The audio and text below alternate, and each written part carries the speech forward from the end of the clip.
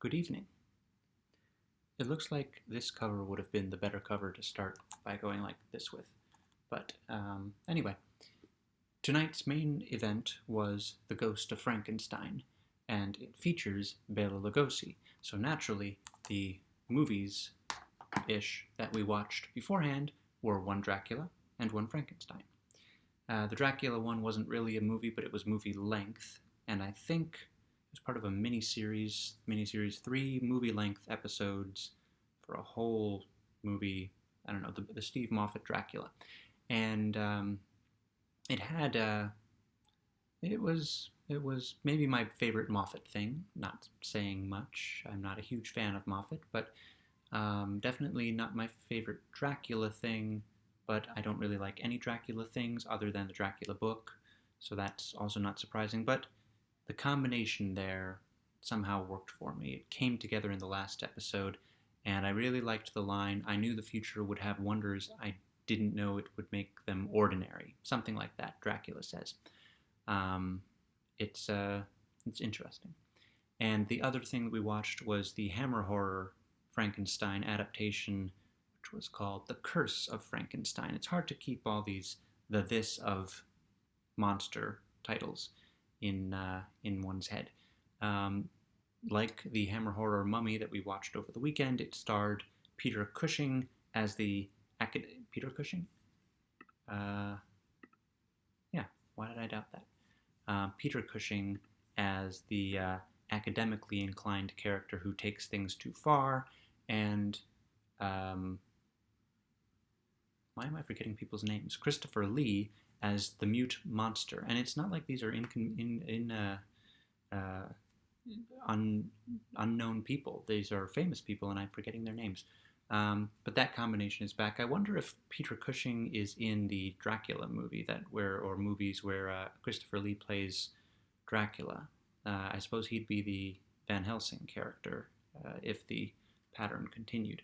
But it was an interesting movie. They did interesting things with the monster and with the character of Frankenstein.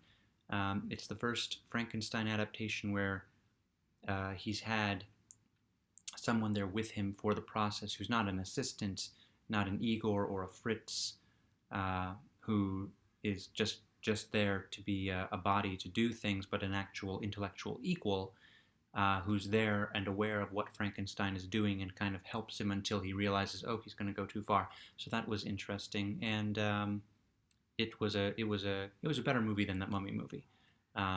The coloring was nice. The way that they designed the monster was it looked great, and it took it in directions. Again, it's not very few adaptations of Frankenstein or Dracula are really adaptations of Frankenstein or Dracula. They're more reinterpretations or riffs on, and especially this one was, I think they were billing it as the retelling of the tale, not from the novel, but from the 1931 version. So good evening of viewing, and then The Ghost of Frankenstein. I almost said The Son of Frankenstein. The Ghost of Frankenstein was what it was. It was fine. They continue. It's weird that the monster gained the power of speech in the second movie at the place where he would have in the book, and then he hasn't had the power of speech in the last 2 movies. He does gain it again in this movie, because the whole idea of this movie is, again, going back to the first couple of movies and what's wrong with the monster, it's because he has a criminal's brain, which is an element of the movies that I don't like, because it takes the blame for the monster, like we shouldn't have done the monster, off of just plain we shouldn't have made a human being and brought him to life from the dead parts of other human beings. The blame is it was the wrong brain. If it had been a good brain, it would have been a good monster, and that is the conceit of this of the Ghost of Frankenstein as well. And there are a couple of brains that are potentially going to be put into the monster's head. And I won't reveal which brain goes into the monster's head, but I'll take this opportunity to say that Bela Lugosi reprises his role in as Igor, the guy who was hung and then but didn't die, and is the monster's friend and considers the monster his best friend, and he wants his brain to be in contention. Um, and But the monster is not played by Karloff, and I don't think Karloff appears again in any of these movies. Definitely not as the monster. I looked around. I didn't look around as much as I could look around, but I did look around to see if I could find out why Karloff stopped playing the monster. But in this movie, it's Lon Chaney Jr., once again reunited with Bela Lugosi from The Wolf Man.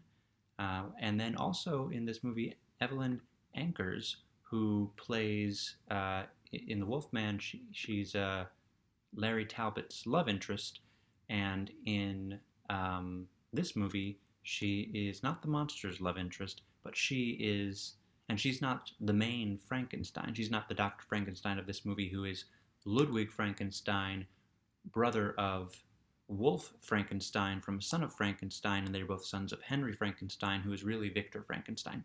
She is Elsa Frankenstein, and I don't know if she's a doctor, but all the rest of them are doctors, which is weird. They should have, the younger generation should have taken the hint, and as younger generations often do, gone in the completely opposite direction of their doctor father, and that probably could have saved them a lot of grief, because the monster might still have sought them out and asked them to do things, but they wouldn't have been able to. So, but I guess even the doctors who, like, if they're gonna, well, anyway, they don't have to help the monster, and if they get the monster in a vulnerable position, they can just get rid of the monster. But anyway, Evelyn Ankers, she's now, and I think she's in a couple more of these movies, so she's one of the recurring, not characters, a recurring actor, like Edward Van Sloan was, Bela Lugosi and Lon Chaney clearly are, which is, again, how it makes it feel like kind of a theater company that's just putting on a bunch of different plays. It was, again, it was what it was. It was fun, and it was just, it's interesting to see how they stretch this novel and this idea and the original movie and the ideas introduced in the original movie, like the abnormal brain line, to make, and there are several, I don't know, I'll have to see all 8 films. I think there's one of these sets that has 9 films, but we're only halfway through the Frankenstein Legacy series, so who knows where they'll go from here. I was saying to my viewing companion, because she brought up, in the context of watching these 30 movies, how people complain about unoriginal sequels and reboots and rebookals and things like that in today's movie atmosphere, and I said, I wonder what it was like to be the person back in the 1940s who was really looking forward to the Ghost of Frankenstein, who saw the advertisement wherever it was being advertised and thought, oh, I can't wait to see the new Frankenstein. And then there were also the people who were saying it was a single novel, and they covered the novel in the first 2 movies, and they did a bad job of it, and they shouldn't be making more because there's only so much original material, and they shouldn't stretch it, and they shouldn't reinterpret it. It should just be so. I wonder what it was like to be having those conversations back then, if anyone did. But anyway, any more about this movie or anything else along those lines? I don't think so. And the next movie, tomorrow night's movie, is The Invisible Agent. So we're going back to the Invisible franchise. And finally, I will get to see Hotel Transylvania. So join me tomorrow night for that. And for tonight, have a lovely midnight.